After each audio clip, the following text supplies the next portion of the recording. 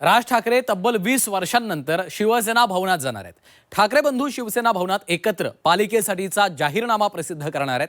दरम्यान यावेळी दोन्ही ठाकरे बंधू पुन्हा एकदा एकत्र येणार आहेत। मनसेची स्थापना केल्यानंतर राज ठाकरे एकदाही शिवसेना भवनात गेले नव्हते, मात्र जाहीरनामा प्रसिद्ध करण्यासाठी राज ठाकरे हे शिवसेना भवनाची पायरी चढणार आहेत। पाहूयात।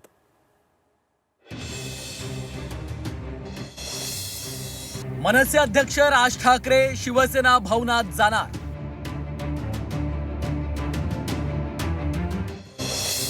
20 वर्षांनंतर राज ठाकरे सेना भवनाची पायरी चढणार।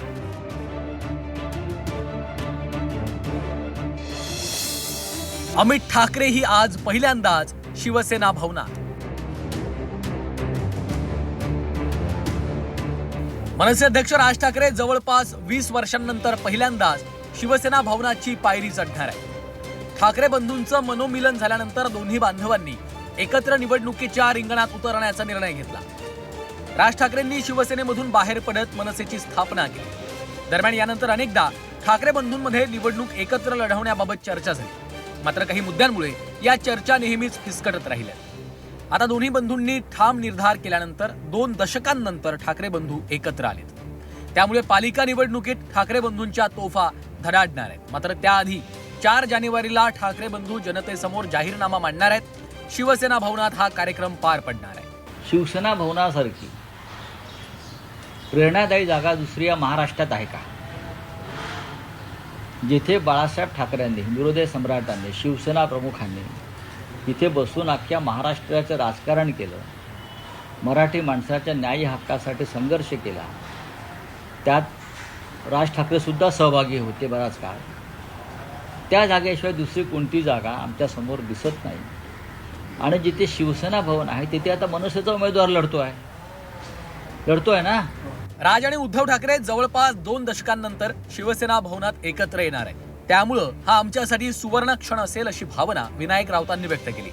पालिका निवडणुका एकत्र लढवण्याचा निर्धार केल्यानंतर जनतेसमोर ठाकरे बंधू विकास कामांचं व्हिजन ठेवणार आहेत। शिवसेना, मनसे आणि NCP शरद पवार गट यांच्या वतीने जो वचननामा प्रसिद्ध करण्यात येणार आहे तो 4 तारीखला होईल आणि तो शिवसेना भवनवर होईल। त्यामध्ये माननीय उद्धव साहेबांबरोबर राजसाहेब सुद्धा असतील। हा एक सुवर्ण योग असेल शिवसेना भवनच्या इतिहासातला। सिनियर ठाकरे बंधूंना आधीच ज्युनियर ठाकरे बंधूंनी विकासाचा अजेंडा मांडला। राज ठाकरेंच्या आधी अमित ठाकरे आज शिवसेना भवनात गेलेत। अमित ठाकरेंनी पहिल्यांदाच शिवसेना भवनात पाय ठेवला। यावेळी दोन्ही ठाकरे बंधूंनी शिवसेना आणि मनसेच्या पदाधिकाऱ्यांना मार्गदर्शनही केलं। महानगरपालिकेमार्फत आपण एक कॅन्सरचं रुग्णालय एक चालू केलं पाहिजे, कारण मला कळतं की ह्या आजारातून जाताना पहिल्या काही दिवसात डिटेक्शन जे आपल्याला लवकर डिटेक्ट करता येतं हा आजार, हे किती महत्वाचं असतं आणि याच्याने किती जीव वाचू शकतात। कारण हा देशभर आणि देशभर नाही तर आय थिंक जगभर पसरतोय हा आजार। त्याच्यामुळे कॅन्सरचं रुग्णालय हे महानगरपालिकेचं असणार। जी लोक जिथे स्वतः काही तिथे नोकऱ्या नसतील ते मुंबईत येतात का, तर मला एक नोकरी पाहिजे, मुंबईत मी मोठा होऊ शकतो, मुंबईत मी मोठी होऊ शकते, मुंबईत माझं स्वप्न पूर्ण होऊ शकतं। हे जे स्वप्न बघून येणारी लोक आहेत त्यांना आपण आपल्या मागच्या काळात स्माईल नावाची एक इन्स्टिट्यूट सुरू केली होती, स्टार्टअप सेल सुरू केलं होतं। तेच स्टार्टअप सेल आता पुढे नेऊन आपल्याला जे तरुण तरुणी आहेत त्यांना जे कोणी म्हणजे त्याच्यात अर्थात फिल्टर्स लावून आपल्याला आयडिया काय आहेत स्टार्टअप वगैरे, पण जवळपास 25,000 ते 1 लाख रुपयांचा स्वयंरोजगार सहाय्यता निधी आपण त्यांना देऊ शकू। राज ठाकरेंना आधीच अमित ठाकरेंनी शिवसेना भवनात हजेरी लावत मनसे शिवसेनेच्या पदाधिकाऱ्यांना मार्गदर्शन करत विकासाचा अजेंडा समोर ठेवला।